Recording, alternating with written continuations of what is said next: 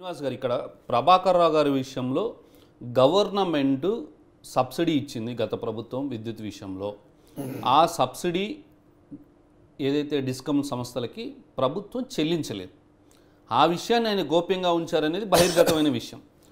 Government చెప్పొద్దు అన్నది కాబట్టి చెప్పలేదు. రెండోది, ఇప్పుడు మీరు 2004లో ఎన్ని సబ్స్టేషన్లు ఉన్నాయి, 2023లో ఎన్ని సబ్స్టేషన్లు ఉన్నాయి, 2014లో ఎన్ని సబ్స్టేషన్లు ఉన్నాయి లెక్కండి.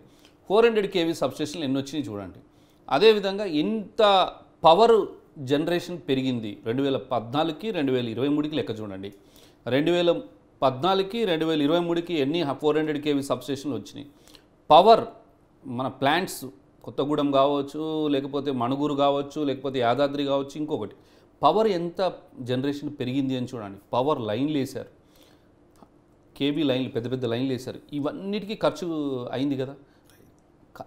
అది అది అది బహిర్గతమే కదా. ఆ రోజు మీరు ఇప్పుడు మీరు కట్టిన 400 kV సబ్స్టేషన్ 4 ఉంటే ఈ రోజున 40. ప్రభాకర్ రావు గారు నిజాయితీ పరులే. నిజంగా మీరు అన్నట్టు మీరు అదే చెప్పిపోండి అంటున్నా. మీరు ముఖ్యమంత్రి గారికి ఇదే వివరాలు ఇచ్చిపోండి అంటే మీరు రాజీనామాకి ఎందుకు పోతున్నారు అంటున్నా.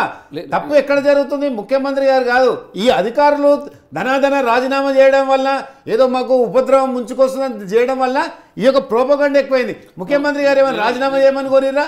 ముఖ్యమంత్రి గారు ఏమన్నారు? వీళ్ళ రాజీనామాను ఆమోదించకండి. ఓకే, మీరు చెప్పిందే నిజం అనుకుందాం కొద్దిసేపటికి. మీరు అదే నివేదిక ముఖ్యమంత్రి గారికి ఇచ్చిపోతే ఎవరికి ఇబ్బంది ఉండదు కదా. ఇలా టీఎస్పీసీ జనార్దన్ రెడ్డి గారిని ఏమడిగారు ముఖ్యమంత్రి గారు? ఏం జరిగింది టీఎస్పీసీలా, నాకు నివేదిక ఇచ్చిపోమంటే వచ్చి ఏమంటే రాజీనామా, ముఖ్యమంత్రి గారు మీరు రాజీనామా చేయమని అడిగిందా? లేకపోతే చీఫ్ సెక్రటరీ శాంతకుమార్ గారికి ఏమైనా ఆదేశం ఇచ్చిరా వీళ్ళిద్దరిని రాజీనామా చేయమని చెప్పండి, లేకుంటే సస్పెండ్ చేయమని చెప్పిరా? మీరు దొంగలంటే భుజాలు తడుకుంటారు మీరు అవుతున్నప్పుడు మీకు ముఖ్యమంత్రి గారిని విమర్శించి ఒక అభద్రతా భావాన్ని ఇలా అధికారంలో తీసుకొచ్చిన ఎవరంటే అధికారులే తీసుకొచ్చారు. ముఖ్యమంత్రి గారు స్పష్టంగా చెప్పారు, ఏ అధికారిని కక్షపూరిత చర్యలు ఉండవు, వాళ్ళు ఏం చేసిరు. ఇప్పుడు ఒక్కటి గోపిరాజు గారు మీరు చెప్పిందంతా నేను ఓకే, ఇప్పుడు మన రాష్ట్ర ప్రజలు కూడా చూస్తూ ఉన్నారు. ఇదే మీరు ఒక కాగిత రూపంగా ముఖ్యమంత్రి గారికి ఇస్తే సరిపోతుంది కదా. ఇదే టీఎస్పీసీ అవకతవకలు జరిగినాయని మేము అన్నాము గతంలో ప్రతిపక్షంలో ఉన్నప్పుడు. లేదు, జరగలేదు, మేము పారదర్శకతగా ఉన్నాము, దీంట్లో ముఖ్యమంత్రి గారు కానీ ముఖ్యమంత్రి కుటుంబం కానీ ఆ కేటీఆర్ కానీ ఎవరు ఇన్వాల్వ్మెంట్ లేదు, జరిగింది గిదని చెప్పిపోవచ్చు కదా. నేనన్నా 40,000 మంది విద్యార్థులు జీవితాలు చెలగాడినమాట ఆడినప్పుడు రాజీనామా చేయనే. మరి జనార్దన్ రెడ్డి గారు కాంగ్రెస్ పార్టీ ప్రతిపక్షం ఉన్నప్పుడు సాక్షాత్తు తమిళసై గారికి మేము రిప్రజెంటేషన్ చేసినప్పుడు, ఇదే మరి టీఎస్పీసీ ముంగట ధర్నా చేసినప్పుడు రాజీనామా చేయని జనార్దన్ రెడ్డి గారు నివేదిక అడగగానే ఒక్క నిమిషం నివేదిక అడిగిన ఎంబడే రాజీనామాకు పోవాల్సిన అవసరం ఏమొచ్చింది? నేను ఇదో సూటి ప్రశ్న అడుగుతున్నా. అదే ఇంకొకటి, మిగతా ఐఏఎస్ ఆఫీసర్లు కూడా బుగులు పట్టవలసిన అవసరం లేదు, వాళ్ళు అభద్రతా భావానికి గురి కావాల్సిన అవసరం లేదు.